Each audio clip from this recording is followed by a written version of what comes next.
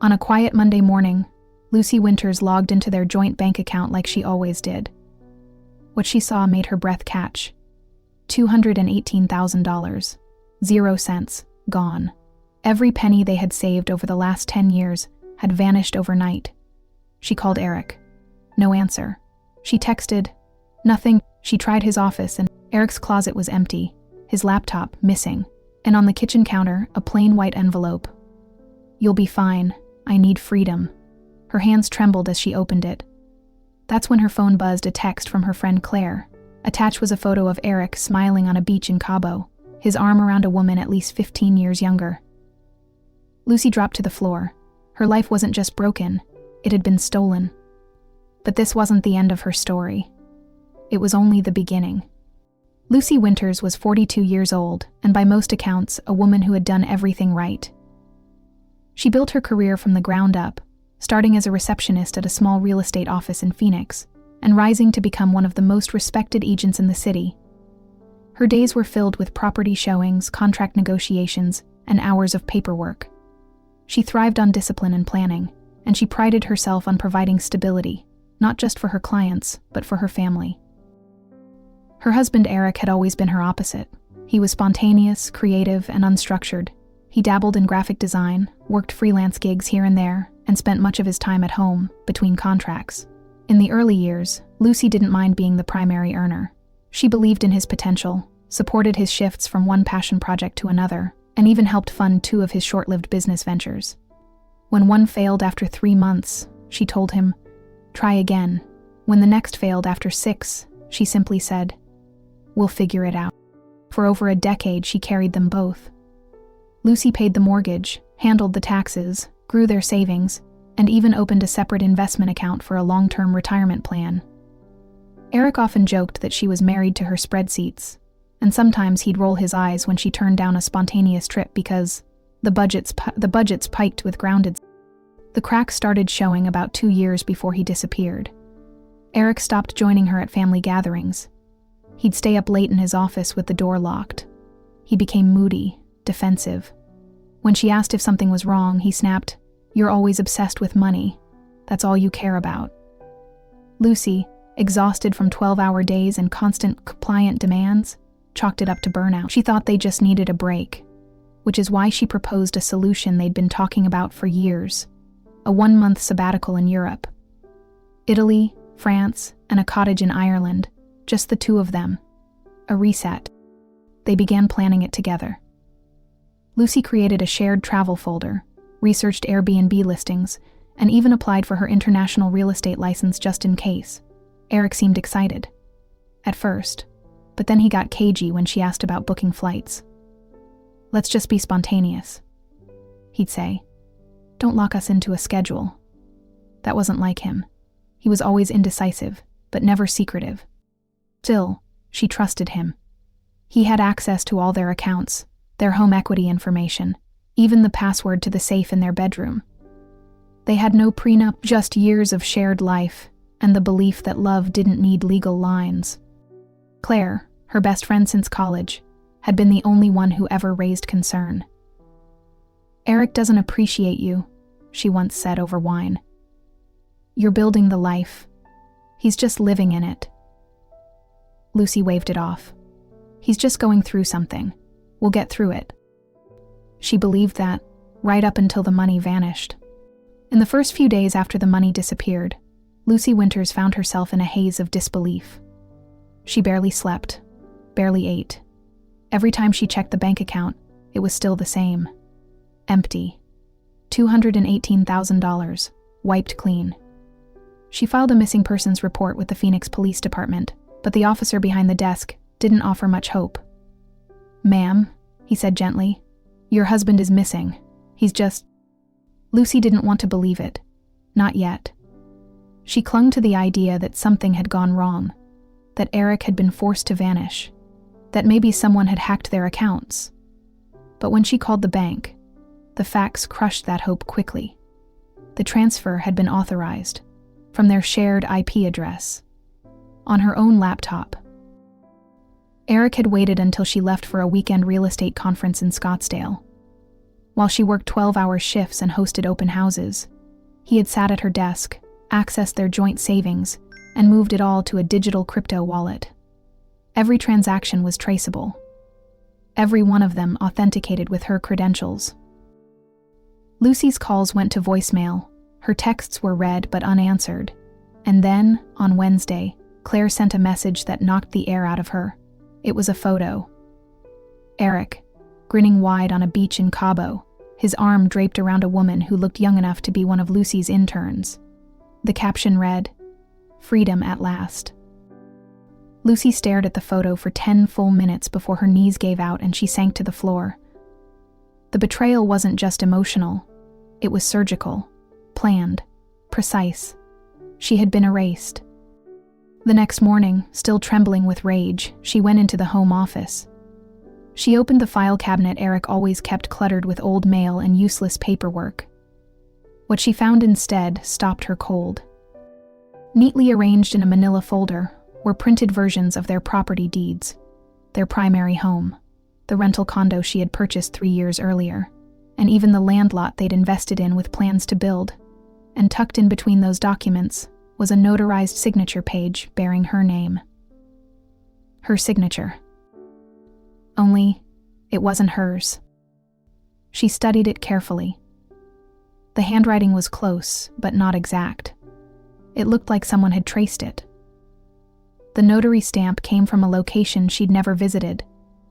The date was the same week she'd been hospitalized for a flu complication, completely bedridden. That signature was impossible. A cold wave passed through her. This wasn't just abandonment. It wasn't just a man running away from marriage or escaping responsibility. This was deliberate. He had planned it. He had copied her signature, forged documents, and cleared out their savings. Eric hadn't just cheated. He had committed financial fraud. Lucy sat at the desk, holding the page in one hand, her phone in the other. Her tears stopped. Because this wasn't heartbreak anymore. It was war. Lucy didn't waste another second. The moment she confirmed the forgery, she called her old college friend Rachel, who worked in law enforcement, and asked for a referral. That's how she met Marla. Marla Bennett was a private investigator with 20 years of experience in financial fraud and digital forensics. She wasn't cheap, but from the first meeting, Lucy knew this woman wasn't going to waste her time. Marla wore her hair in a tight bun, carried 2 phones, and listened more than she spoke. Lucy handed over every document she had. "I'll find the rest," Marla said simply. Within days, Marla uncovered that Eric had registered a fake consulting business in Nevada under the name EWP Solutions. It had a website, a fake address, and even a few generic invoices. On paper, Lucy was listed as a passive investor. The purpose? To make the sudden transfer of funds look like a business buyout. Lucy felt like the floor dropped beneath her. Eric had used her identity to mask his theft. She wasn't just a victim. She was now potentially liable, not pay, for a laundering operation. But she didn't panic. Not this time. Instead, she sat down with Marla and began organizing everything. She pulled her internet router logs and matched them to the timestamps of the transfer. She downloaded every IP login from her online bank portal. She highlighted the one access point that occurred while she was logged in at a work conference miles away. She printed bank records, crypto wallet histories, and the full notarized forgery. Then she hired a lawyer. Her attorney, Carla Jensen, specialized in financial divorce litigation. Carla reviewed the file and nodded slowly. "You've got a solid case for fraud, identity theft, and spousal abandonment. He's not just a runaway husband. He's a criminal." That's when Lucy remembered the second property. It was the small 2-bedroom rental unit she and Eric had bought as an investment 3 years ago. She had funded the down payment entirely. They had put both names on the deed at closing. After that, she hadn't thought much of it. Eric had managed the lease paperwork and rent collection, but when Carla ran a property search, they discovered something alarming. Eric was in the process of selling it. Without her knowledge. Without her consent. But here's what Eric didn't count on. Lucy had never signed the quitclaim deed to remove herself from the property title. Legally, she still owned 50%. That meant she could stop the sale. Carla immediately filed for a temporary injunction and a court-ordered freeze on the transaction. The escrow was halted. The buyer backed out. Eric's scheme just hit a wall. He may have stolen the savings, but Lucy now had leverage, a valuable asset he couldn't liquidate. And more importantly, she had a paper trail, a legal team, and a PI who wouldn't quit. Lucy wasn't chasing justice anymore. She was building it, brick by brick. While searching for her birth certificate in the fireproof safe tucked beneath the floorboards of the guest room closet, Lucy stumbled across something she hadn't noticed before, a flash drive taped underneath the safe's lid. It was labeled in Eric's handwriting, "Backups." At first, she assumed it was nothing important, maybe archived photos or business files, but curiosity tugged at her. She plugged it into her laptop, bracing herself. Inside was a maze of folders. The first held scanned copies of documents, bank records, notarized forms, leases. But when she opened a file marked legal, her stomach turned. There it was, a scan of her forged signature on 3 separate documents, including the quitclaim deed Eric had never filed. Another folder contained emails between Eric and someone listed only as D. Campos, the woman from the Cabo photo. He had created an alias, Ethan Park, and had set up communications with international banks using her passport. A third folder held photos of IDs, cryptocurrency instructions, and, shockingly, screen captures of texts, where he coached D. Campos on how to answer financial institution security questions in case anyone checks. Lucy's hands trembled. She wasn't just betrayed. She had been systematically erased and replaced. He had intended to disappear with this new woman and build a life funded by deception. She called Claire immediately. "You need to expose this," Claire said without hesitation. "Post it. Leak it. He deserves to be ruined." But Lucy didn't react emotionally, not this time. She made a copy of the drive, labeled the folders, and brought it straight to her attorney. Carla's eyes widened as she scanned through the files. "This is gold. This isn't just enough for a civil suit. This could qualify for federal fraud charges, especially the passport and bank elements." Within 48 hours, Lucy's legal team filed an emergency motion in civil court for a full fraud claim. They added charges of identity theft, asset misappropriation, and fraudulent conveyance. Carla also filed a temporary restraining order against Eric, protecting Lucy, their remaining assets, and any attempt to contact her or manipulate their shared records. Word spread quickly. The Phoenix real estate community is tight-knit, and while Lucy kept the legal details confidential, whispers of Eric's behavior trickled out. Realtors she'd once known only in passing sent her quiet messages. "I never trusted him. He tried to pitch me on a business opportunity last year. He always talked down to you." Each message came like a breath of fresh air, not because Lucy needed validation, but because it reminded her she wasn't crazy. She wasn't paranoid. She had ignored the signs for years, made excuses, taken the high road again and again. But now, the truth was undeniable, and the truth had weight. One night, about a week after filing the restraining order, Lucy came home to find Claire on her couch with takeout and a bottle of wine. They didn't speak for a long time. Then, as Clara quietly handed her a glass, Lucy broke down. Not out of grief, not even anger. She sobbed from release. For the first time in a decade, the burden of Eric's manipulation, the gaslighting, the financial control, the belittling, was off her shoulders. The silence was gone. The truth was out. And it wasn't about revenge anymore. It was about reclaiming herself, her voice, her worth. She wasn't chasing closure.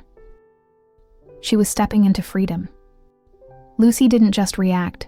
She responded, with precision, with strategy, and with proof. Her lawyer filed an emergency motion to freeze Eric's crypto account. With the help of Marla, the private investigator, they submitted a detailed report linking the crypto transfers to their joint marital assets. The court approved the motion. Eric's wallet, once filled with Lucy's hard-earned savings, was frozen mid-transaction. His beachside freedom came to a screeching halt. Meanwhile, the civil fraud suit was filed. It named Eric Winters as the sole defendant and outlined his premeditated actions: identity theft, fraudulent transfers, falsified business filings, and emotional distress. Word spread fast. Phoenix real estate forums lit up with whispers. Lucy Winters wasn't just a victim. She was about to become the face of a public reckoning. Eric, still in Cabo, remained blissfully unaware until he wasn't. He was served legal papers at customs trying to re-enter the U.S. And, to make matters worse for him, his girlfriend was flagged for passport irregularities and held for questioning. The perfect vacation exploded into a nightmare. Lucy's lawsuit didn't just seek her money back. It demanded full restitution, the liquidation of all remaining marital assets, and punitive damages for fraud and intentional emotional harm. Her attorney also filed a request to reclaim full ownership of their jointly held rental property, which Eric had tried to quietly sell. The court granted the motion. That property alone netted over $400,000, 0 cents in value. Lucy didn't keep it all. Instead, she sold the property and used a portion of the proceeds to launch a nonprofit initiative, SAF, short for Strategic Action for Economic Survivors. The foundation's goal? To support women recovering from financial abuse and fraud. It offered legal aid, financial literacy programs, and therapy grants. Lucy's quiet mission had become a community movement. She appeared on a local radio show, sharing her experience and exposing how financial abuse can wear a charming face. She didn't name Eric directly, but the details were unmistakable. Messages flooded in, women thanking her, others sharing eerily similar stories. The radio episode was shared over 50,000 times in just a week. Eric's lawyer reached out shortly after.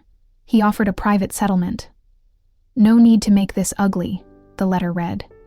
"Eric is willing to return some of the funds if we agree to confidentiality." Lucy's response was swift. No deal, no silence. She didn't get this far to let a con walk away quietly. In court, Eric finally faced the consequences of his decisions.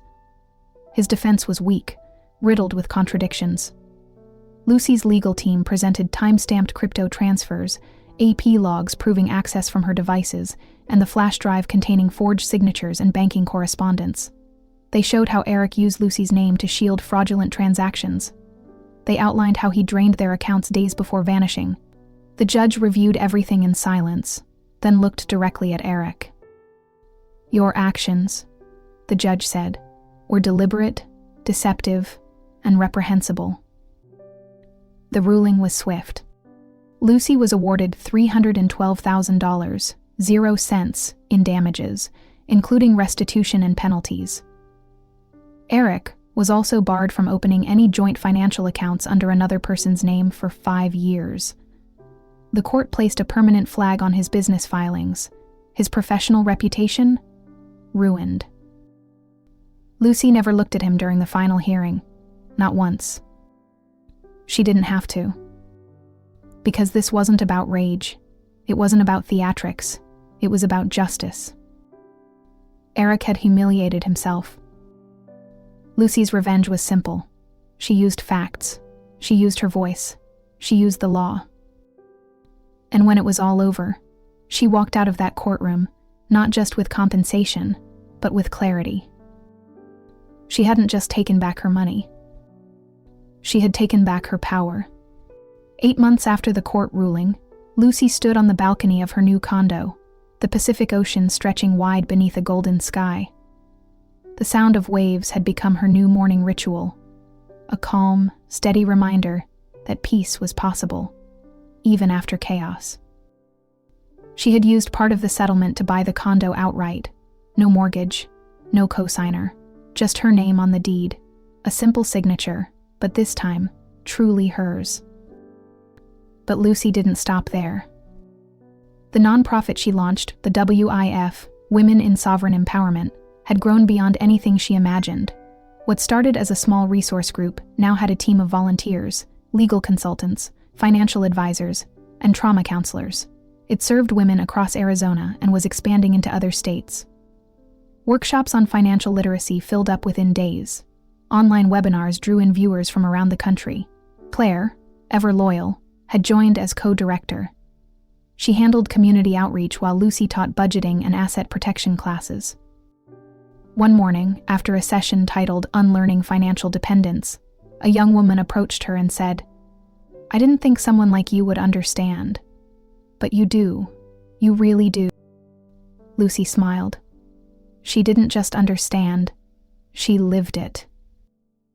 Her story spread, first through local media, then on national podcasts, and finally to a women's empowerment conference in Chicago, where she gave a keynote titled Betrayal, Boundaries, and Becoming WIS. It wasn't about Eric anymore. It was about every woman who'd been told to trust, to forgive, to keep the peace while their world was stolen from under them. Lucy stopped being afraid of being too much. She was no longer ashamed of her ambition, her questions, or her boundaries. She rewrote the rules she had once accepted without hesitation. And most importantly, she no longer blamed herself. She'd spent years thinking that maybe she worked too much, maybe she didn't listen enough, maybe she should have seen the signs. But hindsight was a manipulator's best friend. The truth was, Lucy had always been strong, smart, and capable. Eric simply banked on her silence. He counted on her guilt. He underestimated the wrong woman. Now, when Lucy looked in the mirror, she didn't see failure. She saw a leader, a survivor, a woman who turned fraud into firepower and betrayal into a mission. She had reclaimed not just her finances, but her voice. She still sold homes. She still loved real estate. But her clients now came to her not just for property advice, but for strength, for mentorship, for hope. Many had seen her story and said, "You made me believe I could start over." That was the real reward. Lucy didn't need to prove herself to anyone anymore. Not to her community, not to Eric, not even to herself. She had done the hardest thing of all. She had chosen herself. And in doing so, she opened the door for others to do the same. Because Lucy Winters wasn't just a woman who lost everything. She was a woman who rebuilt everything, and then lit a path so others could follow. A year after Eric vanished, Lucy received an invitation to her colleague's wedding, a sunset ceremony at a vineyard just outside Santa Barbara. At first, she hesitated. It had been years since she'd attended a big event without a +1. But then, she thought about everything she'd gained, everything she'd shed, and simply RSVP'd yes. The evening arrived, and Lucy stood beneath twinkle lights in a dark green satin dress, her hair swept back, no ring on her finger, no weight on her shoulders. As couples posed for photos and swayed to slow songs, Lucy joined the dance floor anyway. Alone. She spun in her heels, champagne in hand, laughing with strangers and embracing the moment for what it was. Freedom. Not from marriage, but from pretending. She wasn't lonely. Not anymore. Later that night, she walked barefoot down the beach near her hotel, the hem of her dress damp from ocean spray. She paused, took a selfie with the waves behind her, and posted it with a caption that read, "Freedom tastes like salt air and 0 apologies." The likes and comments poured in, but she didn't check them. She didn't need validation. Not tonight. Eric's name didn't even cross her mind. Until a month later, when his lawyer sent an email trying to renegotiate the terms of their settlement. He claimed Eric had suffered financially and emotionally. Lucy didn't flinch. She replied with one sentence, "See you in court." Again. She didn't even CC her lawyer, just forwarded the email later with a casual note. "He's trying it again.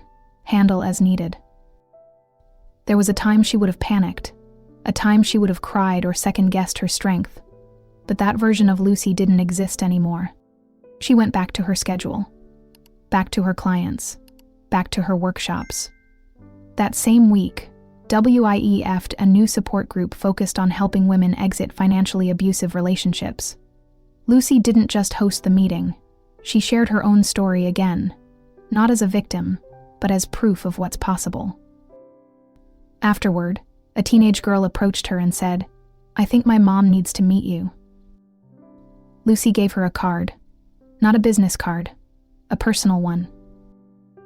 Because she wasn't just building a career anymore, she was building a legacy. Every step forward was hers alone. Every decision was her own. And every version of herself, past, present, future, deserved celebration.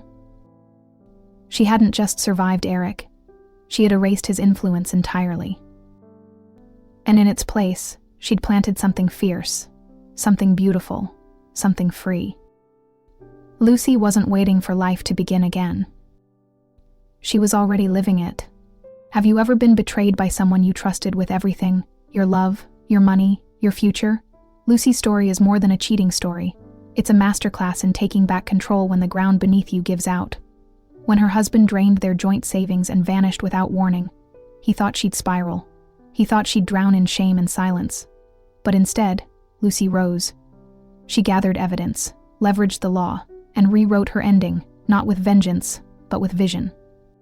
Her journey is a reminder that silence doesn't protect you.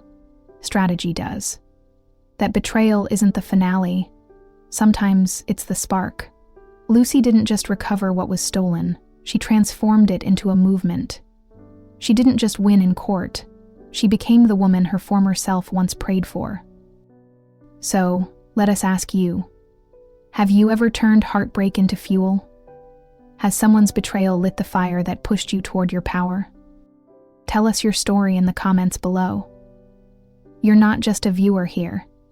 You're part of a community that sees you, believes you, and learns from you.